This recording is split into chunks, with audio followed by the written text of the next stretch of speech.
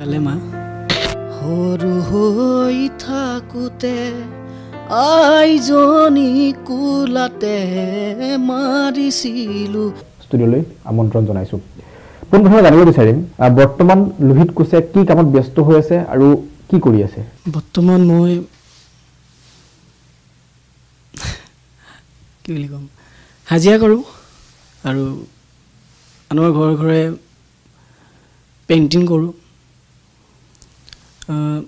চাহপাত ছিঙা ছিজনত কাৰোবাৰ ঘৰত মাতে চাহপাতো ছিঙোঁ আৰু ফল চিলিঙৰ কামো কৰোঁ, ইলেক্ট্ৰিকেল কামো কৰোঁ।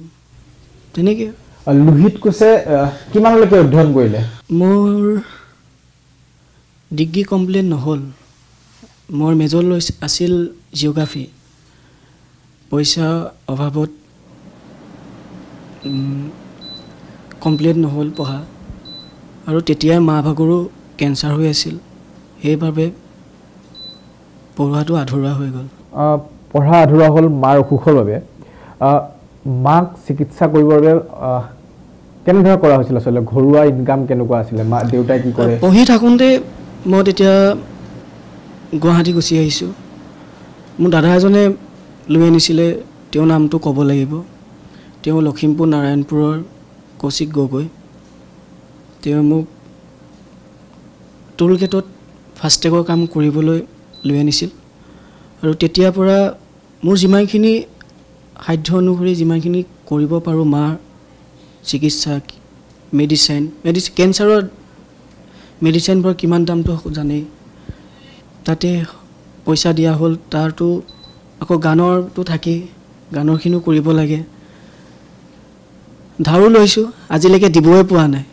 মোৰ কি বুলি ক'ম, 10,000 টকা আজিও এই মেডিচিন কিনা মা ভাগৰ আজিলৈকে দিব পৰা নাই। বৰ্তমান সময়ত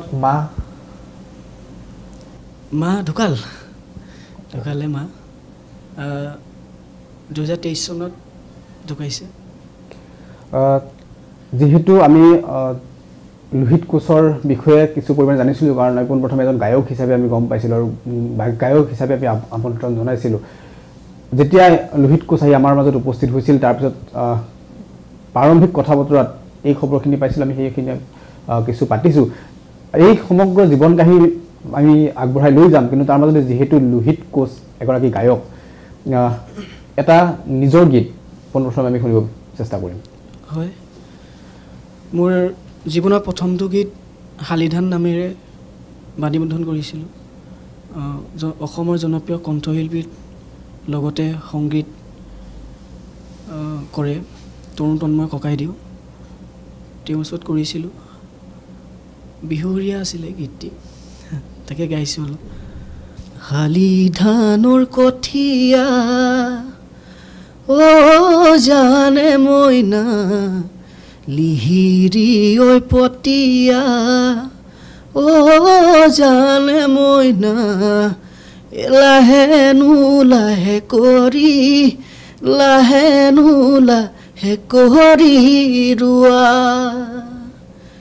দ মাটি ময়াই যাম জানে মইনা, কঠীয়া মই বোলাই যাম জানে মইনা, মুঠিনো মুঠি কৰি ৰোৱা। খুব সুন্দৰ। এইটো নিজে লিখা গীত? নিজে লিখা আৰু দীপক দত্ত লিখিছে, সুৰ মোৰ। আৰু পৰিকল্পনা আছে, গীত লিখাৰ পৰিকল্পনা আছে লোহিত কোচৰ? আছে। কিবা গানৰ আৰম্ভণি কৰা হৈছে নেকি লিখাৰ কাৰণে? গানৰ আৰম্ভণি কৰা আছে আৰু এটি গীত 2022 চনতে দি থোৱা, আজি 2025 চন হ'ল, এতিয়ালৈকে ওলোৱাহি নাই। অকণমান যদি আমি শুনিব পাৰোঁ, বা লিখি থোৱা গীত যদি আছে বা লিখিব আৰম্ভ কৰা গীত যদি আছে, আমি যদি শুনিব পাৰোঁ। মোৰ মাক লৈ এটা লিখিছিলোঁ, এইটোকে শুনাই দিওঁ অলপ।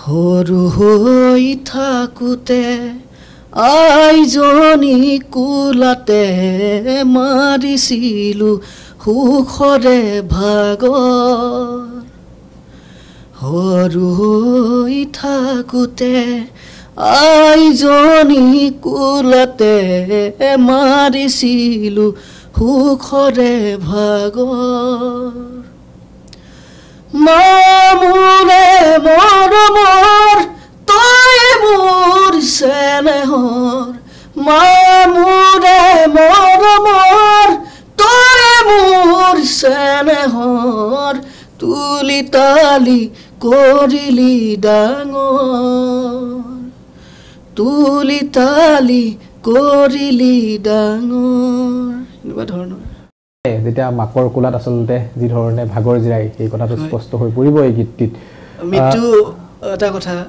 মই এনেকুৱা সুখী বুলি ভাবোঁ মই নিজকে যিজনী মাতৃ কোলাত মই ডাঙৰ দীঘল হৈ হ'লোঁ আৰু সেইগৰাকী মাতৃ মোক কোলাত শুয়ে চকুলে চাই মৃত্যুবৰণ কৰিছে মই নিজকে গৌৰৱ ভাবোঁ কিবা এটা আজিও মা কিন্তু মোৰ কাৰণে জীয়াই আছে এয়া নিয়তিৰ পৰিহাস আচলতে জন্ম মৃত্যু বিবাহ আমি কোনেও ক'ব নোৱাৰোঁ তথাপিও লোহিত কোচৰ মাতৃ য'তে নাথাকক কিয় তেখেতক আশীৰ্বাদ দি যাওক আমি তাকে কামনা কৰিছোঁ লগতে মাতৃগৰাকীৰ আত্মাৰ চিৰ শান্তি কামনা কৰিছোঁ আমি পুনৰবাৰ কিছু কথা পাতিবৰ কাৰণে চেষ্টা কৰিম যিহেতু লোহিত কোচ গ্ৰেজুৱেশ্যন কৰিছিল পঢ়ি আছিল হঠাৎ পঢ়া এৰিব লগা হ'ল জীৱন সংগ্ৰাম কৰিবলগীয়া হ'ল বৰ্তমান সময়ত হাজিৰা কৰি জীৱন চলাই গৈছে লোহিত কোচে বৰ্তমান সময়ত এনেদৰে সংগীত চৰ্চা কৰি যোৱাটো সম্ভৱনে সংগীত সম্ভৱ নহয়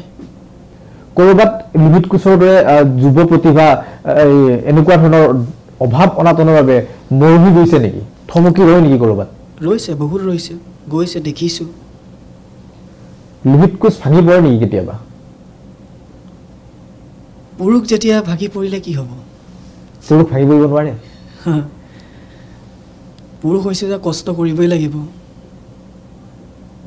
যিমানখিনি অভাৱ কিবা থাকক বা নাথাকক কৰিতো যাবই লাগিব যদিয়ে মৰিব লাগিব নহয় জানো মৃত্যু আগমুহূৰ্তলৈকে নিশ্চয় আমি আকৌ এটি গীত শুনিম কিন্তু এইবাৰ আমি এটি বিহুসুৰীয়া গীত শুনিলোঁ এটি নিজে লিখা মাতৃ স্নেহৰ গীত এটিও শুনিলোঁ এইবাৰ যদি এটা ভক্তিমূলক গীত আমি শুনিব পাৰোঁ লোহিত কোচৰ কণ্ঠত ভাল লাগিব নিশ্চয় গুৰু তুমি আজি থকা হ'লে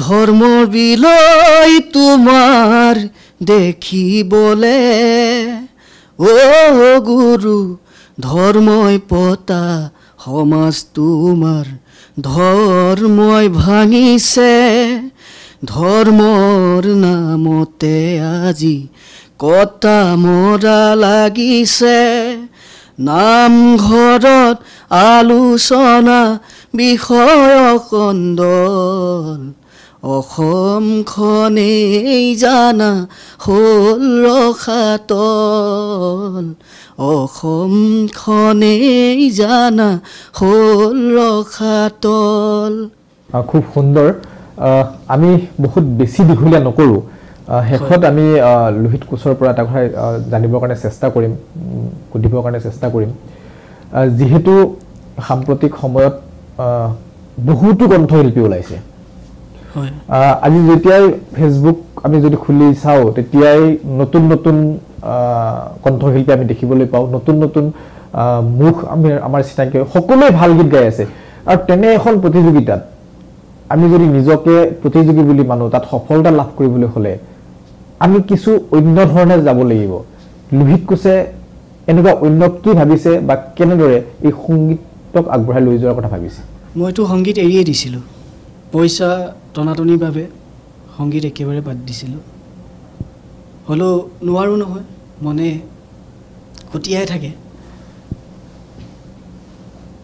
কিন্তু সংগীত কৰি পিনি মই যে জীয়াই থাকিব পাৰিম সেইটো মই ক'ব নোৱাৰোঁ সংগীত মানে প্ৰাণ যেনেকৈ মোৰ মাৰ প্ৰাণ সংগীতো এটা প্ৰাণ হয় খুব আবেগিক হৈ পৰিছে লোহিত কোচ আমি বহুত বেছি আবেগিক হোৱাৰ পৰা আমি কিছু বাধা দিম বাৰে বাৰে আমি এতিয়া জুবিন গাৰ্গৰ যিহেতু সংগীতৰ অনুষ্ঠান যেতিয়া আমি কৰোঁ যেহেতু জনপ্ৰিয় কণ্ঠশিল্পী অসমৰ জুবিন গাৰ্গ তেখেতৰ এটি গীত আমি নুশুনিলে আমাৰ এই অনুষ্ঠানটো ক'ৰবাত নহয় ক'ৰবাত আধৰুৱা হৈ ৰ'ব গতিকে জুবিন গাৰ্গৰ এটি গীত আমি শুনি লওঁ হয় পাখি পাখি এই মন পাখি লগা মোৰ মন পাখি মেলি যাউৰি উৰি পাখি মেলি যাউৰি জাকি মাৰি গৈ না মেৰি অহা পদূলি বুটলিয়া লৰালি উৰি পাখি মেলি যাউৰি দেউতাৰ হাঁহিৰে আইহঁতে উমলি ৰ'দে বৰষুণে ধেমালি